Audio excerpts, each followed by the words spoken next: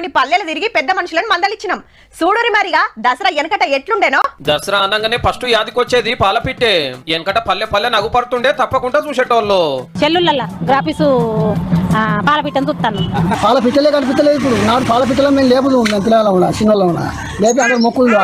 పాలపిట్టను చూస్తే పాపాలు పోయేది, గరత్ మనిషిని చూస్తే గండాలు పోయేది, కర్రెపిట్టను చూస్తే కష్టాలు పోయేది అని ఎక్కడికో పోయి చెట్లలో పోయి అవి కనిపించేంత వరకు ఎంత దూరమైనా పోయి అందరం చూస్తే ఆ సంబరం వేరే గుంపులు గుంపులుగా పోయి మంచిగా చూసి వచ్చేవాళ్ళు. ఆ పాలపిట్టకు ఒక తలడుతు అనేది వచ్చినట్టు దసరా రోజు కాబట్టి అక్కడక్కడ కనిపిస్తుండే, చాలా తక్కువ కనిపిస్తుండే, నీరసంగా ఉండేది.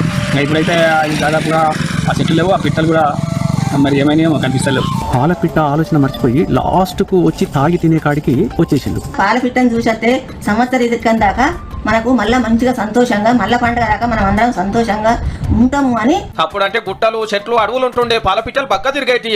పచ్చదనం చూస్తే మన కళ్ళు మంటే అన్ని పొతం పెట్టినాక ఫోన్లలో